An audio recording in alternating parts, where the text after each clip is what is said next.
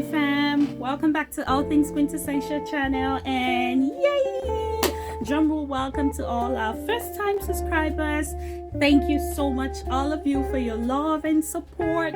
Thank you, thank you, thank you, thank you, thank you. Yay! So kindly feel free to please share, recommend this channel for anyone you feel that might need it, and like, subscribe, comment. Yes, please feel free. Okay, welcome all to All Things Quintessential channel, and by God's grace, it's gonna worth your while. Yes. Okay, so today we're gonna be looking at a very, very vital topic, and it is a family.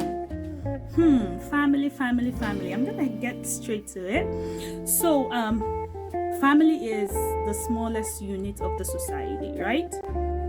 Family is very, very vital. Okay, family is very essential, yes, to the success of society. Family is, honestly, family is everything. as the saying goes. Okay, family. And one thing you need to know is something you need to be intentional about. Okay, it's not good to have accidental family. No. There's nothing like family by choice, no, by chance. Okay, it's something you need to try as much as possible when you can to plan. And massive love and respect to all those that got family before they are ready. It's not still late to start, right? Okay, and parenting and family, no, it's not. Okay, so another thing I love about family is the saying goes, family, you don't choose family, right? They choose you, and they are God's gift to you. Okay, and someone also say family is a reflection of how well you have you've been trained, and how well you harness what is being given to you. Family is just a reflection of you. Okay, so if you see my family, it says a lot about me. If, for example, I'm the careless type, and the career type, immediately you see my kids or my husband, right? Oh, this one obviously doesn't have time for the kids and stuff.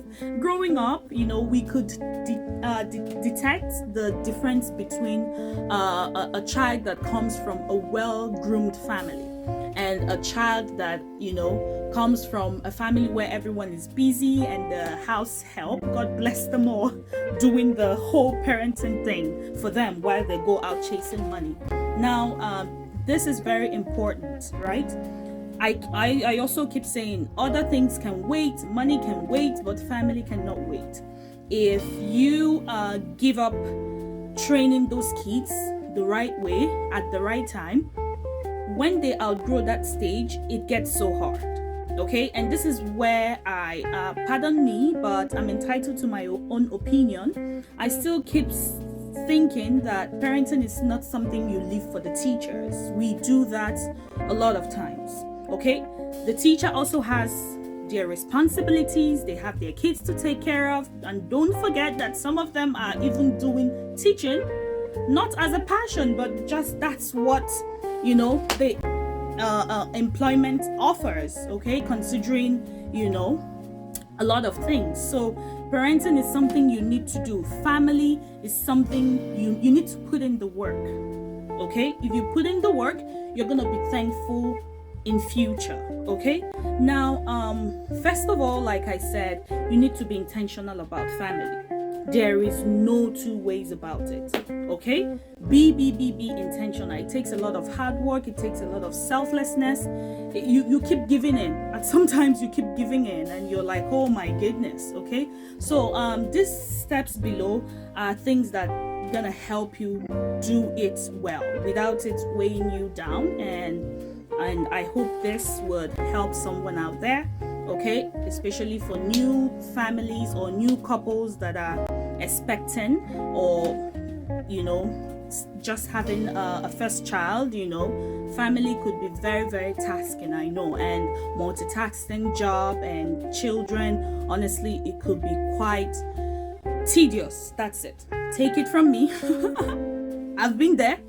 I'm there. I'm still doing it. I wouldn't say I've been there, done that. I'm still in the process. So it takes a lot. So sometimes you even lose yourself. So first of all, I would suggest you still find time for yourself. Be intentional about it. That's the first step. Second step, find time for yourself. Try to maintain a balance, okay? You can't fill from an empty vessel. No, you can't do that. So try to have, if you're working, try to have a work-life balance, okay? Try as much as possible to be present. That's the third step. You can't afford to make the mistake of leaving parenting or family, okay, for another one to do it for you. Your mom cannot do it for you.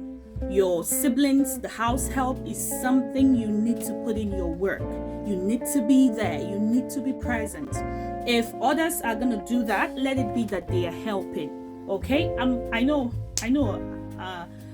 I'm not attacking anyone, not at all, but I feel so, I don't know how to say it, but no one can take care of your family like yourself, okay?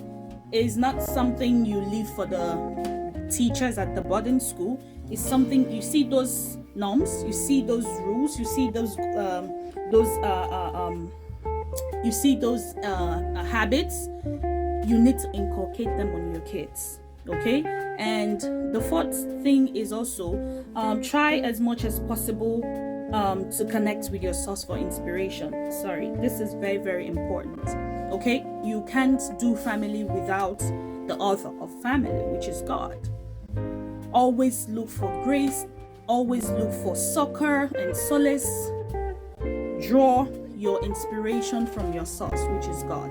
Okay, if you want to know how to handle a product very well, you go through the manual, right?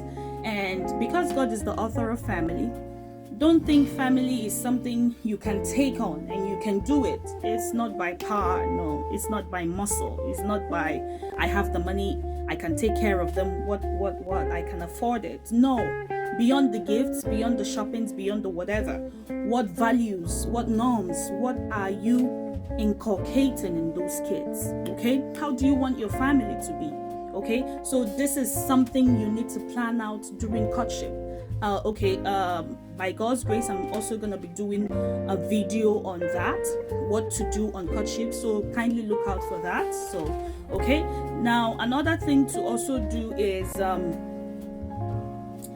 don't fail to correct anything you see that is not right. You know, sometimes when we see our kids doing some things, when we see our spouses doing some things, you're like, oh, please, I can't bother less. It's okay. I have a lot. No, take that time, correct it. If you see a child going astray, don't just say he's a kid. He's a kid. That's how the society gets spoiled. That's how fractured the society gets. It starts with the family. Don't, even in the middle of the night and the child is misbehaving, don't say, oh, maybe he's sleepwalking. Correct it there and then. Yes, you may come off as aggressive dad, aggressive mom. Oh my, cut me some slack. But I tell you, if you do your work when they are still young, you get to relax on time. Recently, we went out somewhere and a lady was like, oh, how do you do these things, right? You still you handle kids and your kids are so composed. I love it. I'm like, oh my, we put in a lot of work. Thank you for that. But when we're in the house, we don't say, oh, they are kids, we don't leave them. No, there is time for love, companionship, attention, affection, but there is also a time for correction. Spare the rod and spoil the child. Okay, when it's time to correct them. A child that doesn't respect or behave at home will not do that for you. You know, sometimes you see parents saying, oh, Junior, stop it, stop, and the child doesn't misbehaves. Honestly, I'm like, oh my goodness.